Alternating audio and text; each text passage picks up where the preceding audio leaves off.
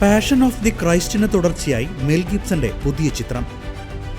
2004 പുറത്തിറങ്ങിയ ലോകമെമ്പാടുമുള്ള നിരവധി ആളുകളുടെ കണ്ണുകളെ ഈറനണിയിച്ച് ധാരാളം ആളുകളുടെ മാനസാന്തരത്തിനിടയാക്കിയ പാഷൻ ഓഫ് ദി ക്രൈസ്റ്റ് എന്ന ചിത്രത്തിന് രണ്ടാം ഭാഗവുമായി ചലച്ചിത്ര സംവിധായകൻ മെൽ ഗിബ്സൺ.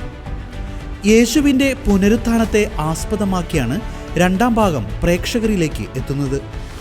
നിരവധി പുരസ്കാരങ്ങൾക്ക് അർഹനായ മെൽ ഗിബ്സന്റെ അടുത്ത ചിത്രം വളരെ ആകാംക്ഷയോടെ കാത്തിരിക്കുകയാണ് ലോകമെമ്പാടുമുള്ള പ്രേക്ഷകർ, പ്രത്യേകിച്ച് ക്രൈസ്തവർ. രണ്ടാം ഭാഗത്തിൽ ദി പാഷൻ ഓഫ് ദി ക്രൈസ്റ്റിന്റെ യഥാർത്ഥ അഭിനേതാക്കളിൽ ജിം കവീസൽ, മയ മോർഗസ്റ്റേൺ, ഫ്രാൻസിസ്കോ ഡി വിറ്റോ എന്നീ നിരവധി അഭിനേതാക്കളെ ഒരുമിച്ച് കൊണ്ടുവരുന്നു. ഇസ്രായേൽ, മൊറോക്കോ, ഇറ്റലി എന്നിവിടങ്ങളിലായാണ് സിനിമയുടെ ചിത്രീകരണം നടക്കുക. യേശുവിൻ്റെ കുരിശുമരണത്തിനും പുനരുത്ഥാനത്തിനും ഇടയിൽ നടന്ന സംഭവങ്ങൾ, ഗൂഢാലോചനകൾ, ഹെറോദുസിന്റെ കൊട്ടാരം, പുനരുത്ഥാനത്തിന്റെ ഞായറാഴ്ച ജെറുസലേമിൽ നടന്ന സംഭവങ്ങൾ എന്നിവ ഉൾക്കൊള്ളിച്ചാണ് പുതിയ ചിത്രം നിർമ്മിക്കുന്നത്. 2025 ഏപ്രിൽ 18 ദുഃഖവെള്ളിയാഴ്ചയാണ് ചിത്രത്തിന്റെ റിലീസ് തീരുമാനിച്ചിരിക്കുന്നത്.